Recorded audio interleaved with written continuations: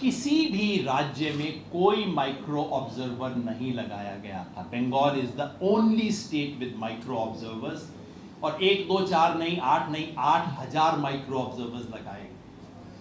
Special roll observers 20 roll observers 20 लगाए गए, special roll observers 10 लगाए गए।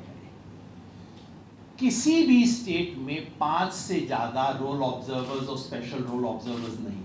उत्तर प्रदेश में 4 थे, बंगाल में 10, वेरी स्पेशल। बाकी स्टेट्स में आप देख रहे हैं कोई ऑब्जर्वर्स नहीं थे। रोल ऑब्जर्वर्स भी इनफैक्ट 5 से कम थे। बंगाल में 20 रोल ऑब्जर्वर्स थे। ये सब करने के बाद भी बात नहीं बनी, क्योंकि उन्होंने अपने डिसएग्रीमेंट्स जो शुरू में रिकॉर्ड किए, fortunately thanks to a very good story done by the wire, हमारे पास वो स्क्रीनशॉट हैं जो दिखाते हैं कि कितने डिसएग्रीमेंट हुए। इतना सब करने के बाद भी डिसएग्रीमेंट सिर्फ 1.5 लाख थे। मतलब सब कुछ आपने कर लिया, पूरी आर्मी दिल्ली से भेज दी, फिर भी सिर्फ 1.5 लाख का डिसएग्रीमेंट निकला। फिर खेल का स्टेज 3 शुरू होता है, जहां मीडिया नैरेटिव बनाया गया कि देखिए ब्यूरोक्रेसी बहुत कुछ गड़बड़ कर रही है, और अब ईसीआई ने कहा कि तुमसे बंगाल में कुछ नहीं होगा, हम करेंगे। दिल्ली से नोटिस भेजने शुरू किए। वहां के ऑफिसर्स ने लिखकर प्रोटेस्ट किया। ये सब अंदरूनी बातें मैं नहीं बता रहा हूं, ऑफिशियली उसकी कॉपी भी शायद हमारे यहां पे कहीं पे है, सॉरी। उनके एसोसिएशन ने बाकायदा लिख के, वापस आ जाते हैं उसी पे, बंगाल के ऑफिसर्स की एसोसिएशन ने लिखकर प्रोटेस्ट किया कि हमारे सिग्नेचर हैं, आप दिल्ली से उसे कैसे भेज सकते हो? मुझे पता नहीं, मेरे नाम पे सिग्नेचर हो रहे हैं, ये कैसे हो सकता है? और आखिरी 4 दिन में, वो जो स्क्रीनशॉट है उसके बाद के 4 दिन में, अचानक ये सारे ऑब्जर्वर्स जो दिल्ली से गए थे, रोल ऑब्जर्वर्स जिन्होंने सिग्नेचर कर दिए थे कि हाँ ये चीजें ठीक हैं, उन्होंने पलट के कहना शुरू किया, नहीं जो कल मैंने जिस चीज को ठीक बताया था वो एक्चुअली गलत है। वापिस उन्होंने रिवर्स करना शुरू किया, और अचानक फिर डिफरेंसेस बढ़ने शुरू हुए। This is the story. Delhi में सबको पता नहीं है, so I am sorry, I have to tell the story because this is the real story of what happened there. और इतने से काम नहीं चला, then the election commission of India approaches the supreme court. It's a contrived disagreement,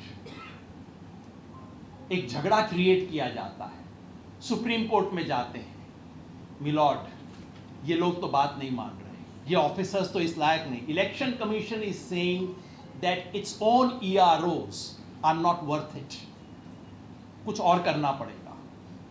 और supreme court, अब प्रशांत जी आ गए, मैं क्या बोलूं सुप्रीम कोर्ट के बारे में।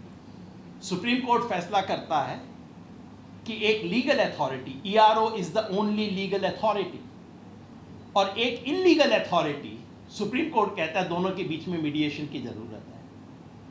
मैं आपके घर पे आ जाऊं, कहूं कि आपकी प्रॉपर्टी दरअसल मेरी प्रॉपर्टी है, और कोई तीसरा शरीफ आदमी आके कहे कि अच्छा दोनों के बीच में थोड़ा मीडिएशन करवा देते हैं। किस चीज का मीडिएशन भाई? This is exactly what happened there. So supreme court comes up with this special solution कि अब एक जुडिशियल इंटरवेंशन की जरूरत है, and supreme court uses its powers under article 142, भारत के संविधान का सबसे एक्स्ट्रॉर्डिनरी आर्टिकल है, जो सुप्रीम कोर्ट को पावर देता है कि अगर जस्टिस के लिए जरूरी हो तो आप सारी चीजों को साइड में रख के कुछ भी कर सकते हैं। They use their power under 142 to appoint these bodies. पड़ोस के राज्यों से जजेस बुलाते हैं, उन जजेस को बैठाया जाता है और कहा जाता है आप डिस्प्यूटेड केस पे फैसला करें, और रातों रात डिस्प्यूटेड केस का नंबर 60 लाख हो जाता है। प्रशांत जी 3 दिन से राहुल शास्त्री और मैं कोशिश कर रहे हैं, हमारे बंगाल के साथी समझाएंगे ये 60 लाख का फिगर आया कहां से, हमें अभी तक पता नहीं लग रहा है। किसने कहा कि ये डिस्प्यूटेड फिगर है? क्योंकि जिस ERO को अथॉरिटी थी according to the supreme court, उसने तो नहीं कहा। ये किसने फैसला किया कि ये केसेस डिस्प्यूटेड है? आज तक क्लियर नहीं है। 60 लाख केसेस को डिस्प्यूटेड में डाला गया, और फिर इन जजेस से कहा गया कि आप इस पे फैसला कर दीजिए। I do not read motives into the judges. I will simply tell you how they were made to work. ये जो adjudication का system था, 3 things were happening. I'm assuming all the judges were fair. उनमें से कई दूसरे state से आए थे. I don't no reason to believe that they were party agents. They were against this one or that one. But 3 basic things were happening which made it impossible for any fair conclusion to arrive. Number 1, जो उन्हें 60 lakh cases दिए गए, वो cases ही इतने बायस थे कि अगर वो, और उसका एक सिंपल एग्जांपल मैं आपको बताता हूं, इन 60 लाख में से 20 लाख केस सिर्फ 2 जिले से थे, तो आपने उनको जज करने के लिए जो केस फाइल पकड़ाई वही अपने आप में बायस्ड है. जजेस क्या कर लेंगे बेचारे. सेकंड, उनको कहा, उनको पुरानी हियरिंग जो हुई थी उसका कुछ नहीं बताया गया, कोई डॉक्यूमेंट उनके सामने नहीं थे, सिर्फ जो आपके पास अपलोडेड डॉक्यूमेंट है आपको सिर्फ उससे मैच करना है. ना आप हियरिंग कर सकते, ना आप बाकी डॉक्यूमेंट्स देख सकते. तो आंख के ऊपर पट्टी लगा के उनको कहा गया कि आपको फैसला करना है. और कितने फैसले करने हैं. Rahul Shastri and I worked again a lot to see कि एक जज एक दिन में कितने फैसले कर रहा था. मुझे लग रहा था 350. राहुल शास्त्री इज कंजर्वेटिव, उसने कहा नहीं 250. मिनिमली ईच जज was passing 250 orders in one single day. I have senior bureaucrats sitting here, you would know. 250 cases में आप एक दिन में फैसला कर रहे हो. 250 लोगों की जीवन मौत आप एक तरह से वोटर लिस्ट पे रहेंगे या नहीं उसका फैसला कर रहे हैं. मान लीजिए बंदा बहुत ईमानदार है, 10 घंटा काम कर रहा है. वैसे मैं ऐसे मिलता नहीं ऑफिसर्स को, पर ये जज बहुत अच्छे रहे होंगे, 10 घंटा काम करते होंगे. 1 घंटे में 25 लोगों के बारे में फैसला कर रहे हैं. अब आप बताइए 1 घंटे में 25 लोगों का आपको फैसला करना है कि ये बंदा भारत का नागरिक है कि नहीं, उसको वोटर लिस्ट में होना चाहिए या नहीं. फिर यही होगा, कारगिल हीरो कोई है उसको आपने खारिज कर दिया. ऐसे में नंदलाल बोस के पोते वोते के तो क्या बिसात ही क्या है. घंटे में 25 फैसले करने हैं भाई. देखा, फाइल पे किया, टिक किया, आगे चले.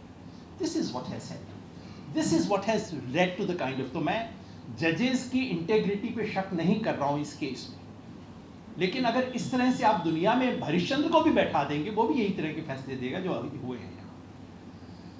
एडजुडिकेशन से क्या हुआ, 27 लाख केस डिलीट हो गए. Out of 60 lakh cases 45% deletions has taken place. और अनफॉर्चुनेटली इनका एक पैटर्न है. जिन जिलों में टीएमसी का परफॉर्मेंस अच्छा रहा उन जिलों में डिलीशंस ज्यादा हुए.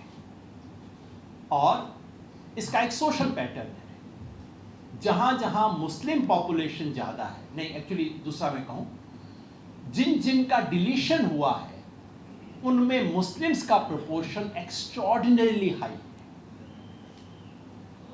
मुझे शुक्रिया अदा करना चाहिए कुछ एनजीओज का, ऑल्ट न्यूज का भी, और एक बंगाल में एनजीओ सबर, जिन लोगों ने किसी तरह से इस वोटर लिस्ट को डाउनलोड किया. मैं किसी तरह से इसलिए बोल रहा हूं, अगर आप में से किसी ने भी कोशिश की हो वोटर लिस्ट डाउनलोड करने की, तो वो मतलब सर पकड़ के मेरे पास आएगा. इतने मीडिया वालों के फोन आए, योगेंद्र जी इसको डाउनलोड कैसे करते हैं. मैंने कहा आपको हर पोलिंग बूथ में जाना पड़ेगा और हर पोलिंग बूथ की 5-6 लिस्ट आई होंगी, हर एक को अलग अलग डाउनलोड करना होगा, तब आप उसको कर सकते हैं. Election Commission made it as difficult as it could for anyone to get these lists. लेकिन उसका जब एनालिसिस हुआ है, जहां पे नंदीग्राम में मुस्लिम पॉपुलेशन इज व्हाट 36%, और डिलीशन में जो नाम आए हैं 95% मुस्लिम्स. कैसे हो सकता है.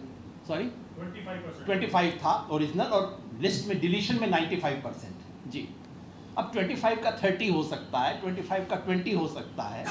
जो पॉपुलेशन में 25 हैं उनका डिलीशन में 95% कैसे हो सकता है. और एक नहीं केस, बार बार बंगाल, कोलकाता के केसेस आए, जितने केसेस हमने देखे हैं. देखिए भवानीपुर और बॉलीगंज दिन 2 का आया है.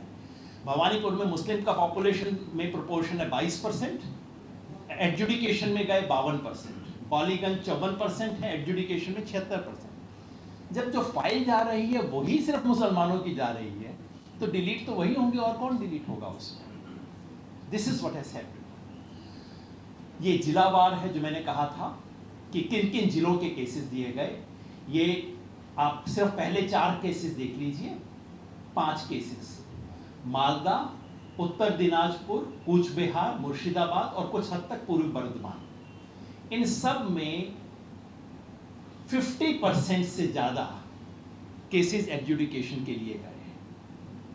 और ये सारा इलाका कौन है? जो बंगाल थोड़ा सा भी जानता है वो जानता होगा, ये सारा मुस्लिम मेजॉरिटी कंसंट्रेट, मेजॉरिटी नहीं, मुस्लिम, हाई मुस्लिम पॉपुलेशन का एरिया, जो दिनाजपुर से शुरू होता है, मालदा तक आता है, और इस वेस्ट की तरफ जाइए तो थोड़ा सा उसमें बर्धमान का इलाका आता है। This is the Muslim majority area, सारे वहां के केसेस गए। आगे चलें, ये उसका वो है। So I just come to my final point. जैसा मैंने शुरुआत में कहा था, इसकी एक पॉलिटिकल स्क्रिप्ट थी। फाइनली क्या हुआ? जो 27 लाख केस डिलीट हुए हैं वो बंगाल के वोटर्स के 5% के करीब होंगे, जो एक्चुअल वोटिंग पॉपुलेशन है। इलेक्टोरेट नहीं, इलेक्टोरेट ज़्यादा है, इलेक्टोरेट का 3-3.5% है, लेकिन जो वोटिंग पॉपुलेशन है उसका 5% है।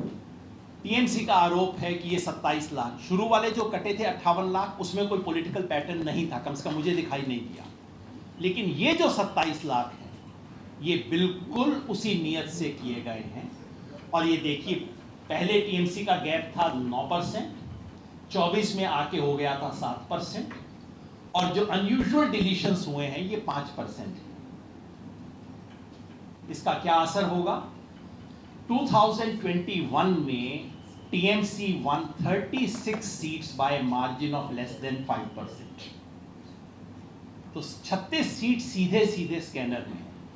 एक और साथी हैं जिन्होंने बहुत क्लोजली एक कॉन्स्टिट्यूएंसी को स्टडी किया है, वो बता रहे हैं कि 19 से 25 सीट तो बिल्कुल सीधे खतरे में है, और अगर जो मार्जिन्स में है उनको भी शामिल कर लिया जाए तो 54 से 70 सीट तक हैं। ये वो सीटें हैं जिनमें एसआईआर के डिलीशन की वजह से सीधे सीधे पॉलिटिकल आउटकम बदल सकता है। So finally the question then is, has the mission been accomplished? जिस मिशन को लेके चले थे, क्योंकि ये स्पेशल इंपेडिमेंट रिमूवल एक्सरसाइज था, तो क्या वो स्पेशल इंपेडिमेंट रिमूव हो गया है? That's a question.